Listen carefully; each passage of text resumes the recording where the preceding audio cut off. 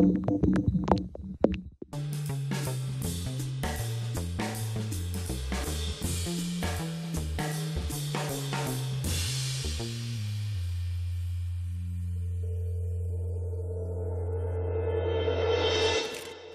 noches. Estoy con Miguel Ángel Mancera, jefe de gobierno de la Ciudad de México. Carlos, ¿cómo estás? A la que ya no le debo decir la Ciudad de México, sino Ciudad de México. Ciudad de México. Porque es su nombre, ¿verdad? Así es. No es la Guadalajara, la Puebla, la Veracruz. Ciudad de México. Se llama Ciudad de México. Correcto. Y Miguel Ángel Mancera, cuando menos a mí me ha sorprendido con algo que parece ser muy pues resultado de una decisión hasta riesgosa desde el punto de vista social, que es una especie de batida contra grupos criminales fuertes como el que le llamaban Cartel de Tláhuac, dedicados al narcomenudeo. Correcto. Entiendo que no hay ya mucho pataleo por parte de Miguel Ángel Mancera. Para que llámense como se llamen, hay que combatirlos. Llámenle como les quieran llamar, pero nosotros tenemos que combatirlos. Efectivamente, eso fue lo que he precisado, porque si está ahí la incidencia, si tenemos la causa y si la identificamos, la investigamos, pues hay que atacarla. Hay que atacarla, pero también el jefe de gobierno de Ciudad de México ha sido criticado por no admitir que aquí, en la capital del país, pues operan grandes grupos criminales. Bueno, mira, Carlos, más bien yo lo que he precisado es que la obligación constitucional y obviamente la respuesta a esa pregunta está en la Federación, es decir, la Federación es la encargada del combate a esos grandes grupos criminales, muchas veces transnacionales, internacionales, de operatividad interestatal, etcétera. Entonces, esa es una decisión de la Federación en su clasificación.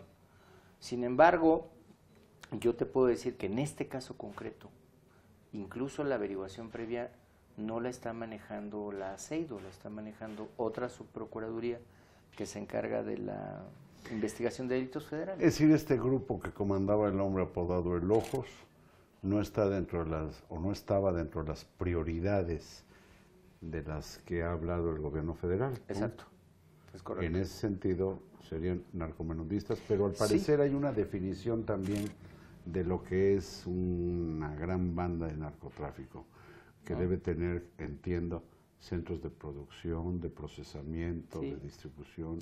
Es toda una estructura que criminológicamente le llaman así, y criminalísticamente también cuando se describe, bueno, pues hablan de producción, hablan de trasiego, hablan de redes de operación interestatales o transnacionales.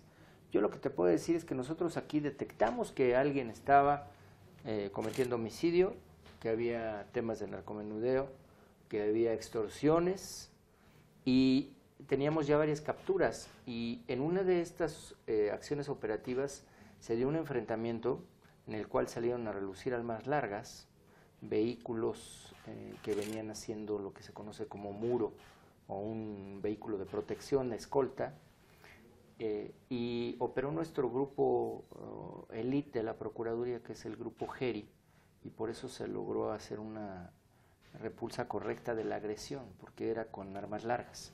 Entonces, esto ameritaba ya una investigación mucho más a fondo, pero además estamos muy cerca de fronteras, es decir, estamos muy cerca de frontera con otros estados, en donde nosotros teníamos que asegurar que la operación fuera, en un dado caso de una persecución o de tener que operar. Es el Estado de México, en los municipios de Neza, Hualcoyot y Chalco. Sí, y también lo que pudiéramos corresponder incluso hacia el Estado de Morelos. O sea, teníamos que asegurar que esta operación... Y en esa medida es que se explica la intervención de la Federación a través de la Secretaría de Marina. Sí, exactamente. Nosotros acudimos a la Secretaría de Gobernación, le planteé operativamente cómo estaba el diseño, y en ese diseño operativo se estableció por la Secretaría de Gobernación que lo analizara la Marina.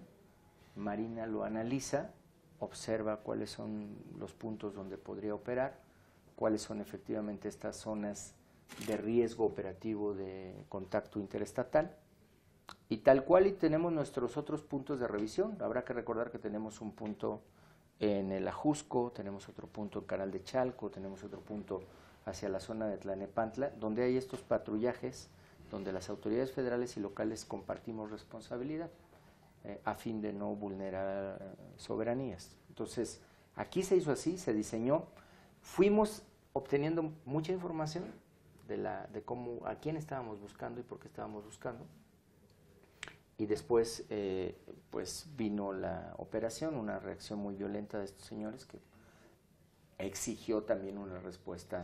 Es decir, no se trató de un hallazgo repentino de la autoridad federal a través de la Secretaría de Marina, sino que fue prácticamente un asunto de información, de colaboración y de participación, de petición inclusive de parte del gobierno de la Ciudad de México. Correcto. Con la Federación para que se diera el operativo que puso fin a la vida del jefe de la banda. Así es, así es. Ya había habido operativos y operaciones previas. Como tú sabes, se había realizado un cateo por parte de la autoridad federal en una madrugada, donde se estuvo a punto de capturar a esta persona, pero alcanzó a escapar. Se detuvo a otras 3 personas, se intervinieron inmuebles, y luego la Procuraduría de Justicia de la Ciudad de México detiene a su hijo. Eso detona una operación de ocultamiento. Él como dicen en el argot, se guarda, digamos, un mes y días, y después vuelve a aparecer como objetivo en el monitoreo, y ahí es cuando pues se sabe que otra vez está en la zona y que ahí podemos operar. Porque operativos federales, tanto de la Marina como del Ejército y de la Policía Federal en Ciudad de México, pues han ocurrido históricamente, me imagino que sin siquiera dar cuenta a la autoridad, porque es un asunto federal, ¿no? Exactamente, ellos llegan a tener blancos seguimientos. Como la detención de aquel hombre que le dicen el licenciado. Sí, claro. Y otros muchos casos. Sí, el Vicentillo, tuvieron varios. En donde no participa para nada la autoridad local. No, pero aquí en ese operativo hubo el apoyo de más o menos 1,200 policías de Ciudad de México, correcto. ¿no? Y en algunos casos también en los otros operativos que tú refieres, hay seguridad perimetral cuando hay comunicación previa. Nunca nos revelan, por ejemplo, si ellos tienen un objetivo mayor, que vienen haciendo un seguimiento, simplemente dicen, señores, vamos a operar, punto. Y requerimos su apoyo de tal manera o no se mete. Hacemos coordinación y listo. El asunto es que este detonante, pienso yo, que ha sido el caso Tláhuac, se ha centrado en la persona del delegado, Miguel Ángel Mancera. Y en esa medida pareciera, o hay gente que opina, que es un asunto de carácter más político que de política de gobierno por el saneamiento de la demarcación. Sin embargo, entiendo que hay 70 y tantos servidores públicos, se les dice así, de la Procuraduría de Ciudad de México y una decena de policías de la Secretaría de Seguridad Pública bajo investigación, porque se supone o presupone que están ligados a esa banda. ¿Estoy bien? Efectivamente hay una investigación a personal de Seguridad Pública y una investigación también a personal de la Procuraduría General de Justicia, porque tenemos nosotros que investigar a fondo hasta dónde podía haber líneas de protección hacia estas personas que operaban ahí. Entonces, pues eso de político no tiene nada. Estamos investigando a nuestra propia gente, descartando me llamó la atención, ese punto en su totalidad. Y además los hechos están ahí, están los hechos. Pero claros. ¿hasta qué punto el jefe de gobierno de Ciudad de México está interesado o está convencido de que el delegado en Tláhuac debe separarse del cargo? No, yo en este momento no te diría que deba separarse del cargo o no. Ese es un tema que deberá analizar él. Yo lo que te puedo decir es nosotros tenemos respecto de él, en lo personal como servidor público, 3 procedimientos iniciados que tienen que ver con la Contraloría de Justicia de la Ciudad de México, las carpetas de investigación en donde seguramente pues también se tienen indicios de investigación que hay que descartar.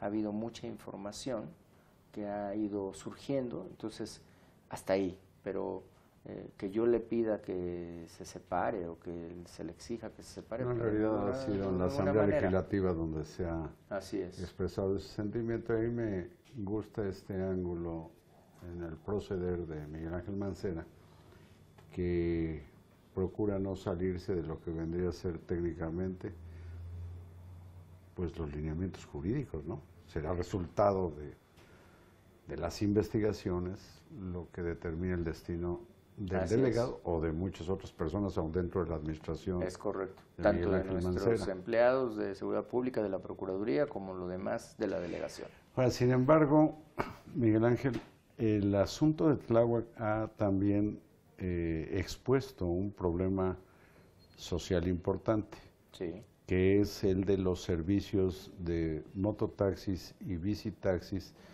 que no siendo contemplados en la legislación, pues ahí están y son personas, son familias que dependen de ese servicio, en donde sin duda pues habría para ser autorizado, cosa que no está, pues que cumplir con una serie de requisitos, entre otros la seguridad del conductor y de los pasajeros. Es correcto. Yo le pido al jefe de gobierno que permanezca en esta oficina porque el tema es muy interesante, estamos hablando de la capital del país y me importa mucho que aborde el jefe de gobierno lo que yo le llamo la socialización del delito. ¿Aguanta en esta oficina? Aguantamos. Muchas gracias, Miguel Ángel Mancera, muchas gracias a ustedes. Este hombre es doctor en Derecho y su onda es precisamente lo que tiene que ver con la criminalidad. Así ¿no? es, derecho penal. Derecho penal. Muchas gracias y hasta mañana.